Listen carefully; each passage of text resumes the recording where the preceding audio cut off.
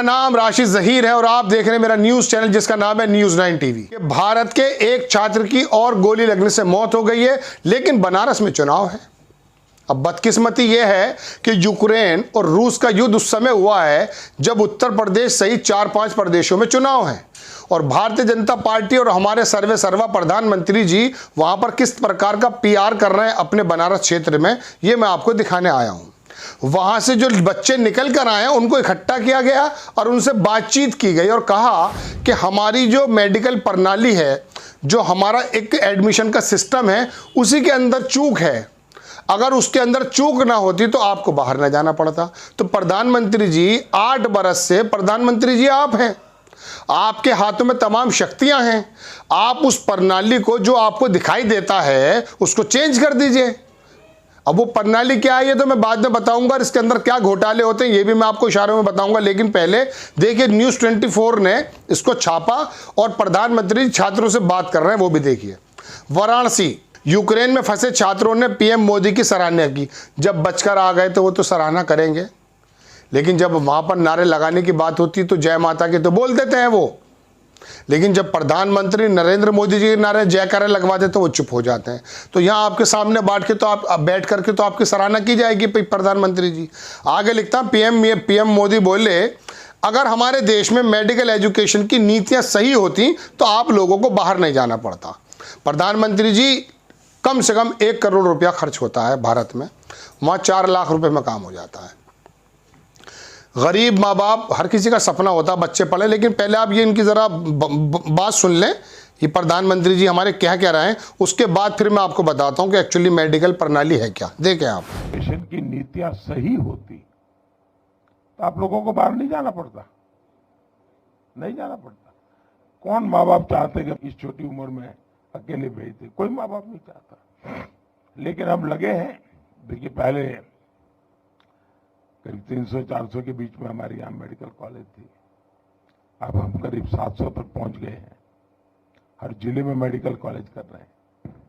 पहले हमारे देश में कोई 80-90 हजार के बीच में सीटें थी, अब पिछले 5 साल में हम उसको 1.5 लाख तक पहुंचा दिया है। यूपी में भी नए 2100 विद्यार्थियों के लिए सीटें बनाई हैं।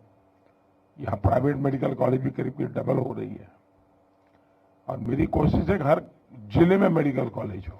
जिस प्रकार की कोशिश हम कर रहे हैं तो शायद 10 साल के भीतर पिछले 70 साल में जितने डॉक्टर बने हैं उतने नए 10 साल में बन जाएंगे जी। इतना बड़ा काम है। आपने सुन लिया प्रधानमंत्री जी किस प्रकार की बात कर रहे हैं। देखिए ये तमाम की तमाम चीजें प्रधानमंत्री जी के हाथ में हैं कि वो किस तरह से इसके अंदर चेंजेस ला सकते हैं। कपिल सिब्बल जब शिक्षा मंत्री हुआ करते थे तो दर्शकों में आपको बताऊं कि उन्होंने ग्रेड सिस्टम बना दिया था कि कोई फेल नहीं होगा। तो शिक्षा मंत्री के हाथ में थी वो, आप प्रधानमंत्री जी हैं, आपके हाथ में ही हो सकती है। दर्शकों 2 मिनट में समझा दूंगा आपको कि एक्चुअली बात क्या है। 90,000 से ज़्यादा सीटें हैं प्राइवेट और सरकारी MBBS छात्रों के लिए पूरे भारत में। 90,000 से थोड़ा ज़्यादा होंगी, उसमें 50% के करीब सरकारी सीटें हैं। अब जो भी नीट को क्वालिफाई करता है दर्शकों, उसका वो एलिजिबल हो जाता है प्राइवेट या सरकारी अस्पताल में एडमिशन लेने के लिए। सरकारी अस्पतालों की संख्या चूंकि कम है, सीटें कम हैं, 50% के करीब हैं, तो वो भी वहाँ पर एडमिशन ले लेते हैं जिनकी रैंकिंग अच्छी होती है। बाकी जो लोग हैं 7 से 8 लाख लोग हर साल वहाँ बैठते हैं, उसमें से एलिजिबल जो होता है वो लगभग 800 की रैंकिंग है। 150 से शुरू होकर 170-60 से शुरू होकर वो 800 से, यानी कि अगर आपने नीट में बैठकर 160-70 अगर नंबर पा लिए हैं और 800 के बीच में, तो आप एलिजिबल हैं फॉर द एडमिशन, सरकारी हो या प्राइवेट हो। ये है नीट। अब इसमें 50% सीटें जो हैं वो लगभग सरकारी हैं और बाकी जो है प्राइवेट हैं। और प्राइवेट कॉलेजेस के जो चार्जेस हैं वो मैं आपको बता दूं, वो आपके सोचों से बहुत दूर हैं। आप सोचेंगे 1 करोड़ हो, 1 करोड़ से तो शुरुआत होती है, वो 5 करोड़ भी हो सकती है, 4 करोड़ भी हो सकती है, 3 करोड़ भी हो सकती है। और सालाना जो उसकी फीस है वो 25 लाख से ऊपर ज़्यादा हो जाती है। 15 से शुरू होती है, 25-30 लाख हो जाती है और उसकी फिर एडमिशन फीस होती है और दुनिया भर की, मतलब कई करोड़ रुपए में एक MBBS का बच्चा तैयार होता है। अब ये बताइए कि मेडिकल के अंदर आप सीटें अगर बढ़ा दें, एक बात, दूसरी बात, आपने जो नीट के अंदर एक प्रोग्राम रखा हुआ है कि 150 170 से शुरू होकर के, वो नीट की प्रणाली पर हमेशा नजर उठती है कि उन बच्चों को एडमिशन दिया जाए जो वाकई थोड़ा सा रैंकिंग हायर है, ताकि आपके सरकारी अस्पतालों के अंदर ही समा जाएं और अस्पताल आप ज़्यादा बना दें। अब मैं आपको प्राइवेट और जो है सरकारी अस्पतालों की एक छोटी सी बानगी दिखाता हूँ। नीट, ये खबर है दर्शकों 17 फरवरी 2022 की, ठीक है, अब मार्च चल रहा है, 15 दिन पहले की। नीट, यहाँ प्राइवेट मेडिकल कॉलेजों में 800 और सरकारी में 250 सीटें खाली हैं। इंतज़ार होता है कि कौन मोटी गड्डियाँ लेकर आएगा और कब जाकर उसका एडमिशन होगा। कहाँ की बात है ये बिहार के एक प्रदेश की बात बता रहा हूँ। बिहार के मेडिकल कॉलेजों में नामांकन में विलंब हो रहा है, कारण भी नीट के केंद्रीय कोटे का नामांकन चल रहा है। बुधवार से दूसरे राउंड के रजिस्ट्रेशन की प्रक्रिया शुरू हो गई है। केंद्रीय कोटे के बाद राज्य कोटे के लिए रजिस्ट्रेशन शुरू होगा। अब सरकारी कॉलेजों में सीटें बची हैं, छात्र उसी को प्राथमिकता दे रहे हैं। आपको मैं बता दूं कि प्राइवेट मेडिकल कॉलेजेस में और सरकारी कॉलेजेस में अक्सर जो है सीटें खाली रहती, इंतज़ार होता रहता है, समय का लंबा करते रहते हैं ताकि दर्शक आएँ, वहाँ पर जो अभी जो मेडिकल स्टूडेंट एलिजिबल हैं वो आएँ और मोटे से मोटे ज़्यादा पैसे लगाएं ताकि हम एडमिशन कराएं। तो सबसे पहली बात, यूक्रेन 1 करोड़ रुपए की जगह 4 से 8 लाख रुपए में जो MBBS करा रहा है, उसका यहाँ टेस्ट होता है, वो एक अलग चीज़ है, वो एक अलग बात है। तो वो यूक्रेन तो इसलिए जाते हैं कि उनके पास पैसे नहीं होते।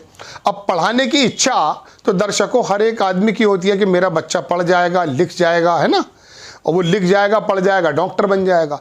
अब करोड़ों रुपया तो उस पर होते नहीं। अब ऐसे प्राइवेट मेडिकल से जब डॉक्टर्स आते हैं, ये भी तस्वीर का दूसरा रुख मैं आपको बता रहा हूँ। डी से डॉक्टर है, डाकू भी डी से होता है।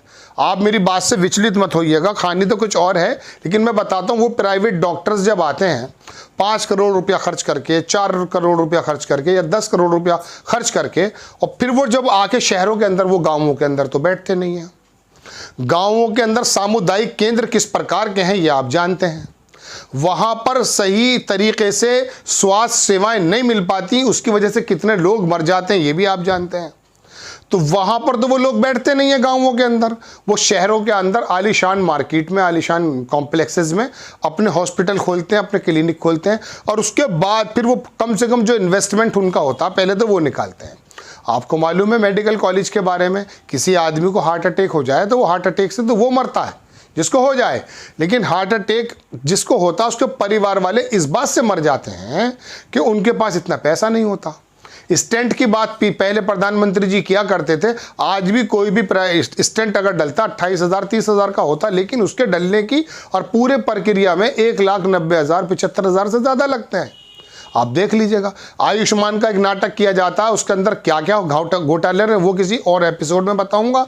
पूरी प्रणाली तो प्रधानमंत्री जी ये है, और फिर चुनाव के मद्देनजर उन्हीं लोगों को आपने बिठा करके बताया कि देखिए हम ले आए आपको, अब वहां पर छात्र मर रहे हैं। तो इतना अजीब और गरीब घालमेल है दर्शकों, कभी कभी ये समझ में नहीं आता कि आपको प्रमुखता से खबर छात्र के मरने की बताऊं, प्रधानमंत्री जी के PR की बताऊं, मेडिकल के अंदर के भ्रष्टाचार की बताऊं, या डॉक्टर बनने के बाद जो डाकू बन जाते हैं उनकी बताऊं, ये समझ नहीं आता।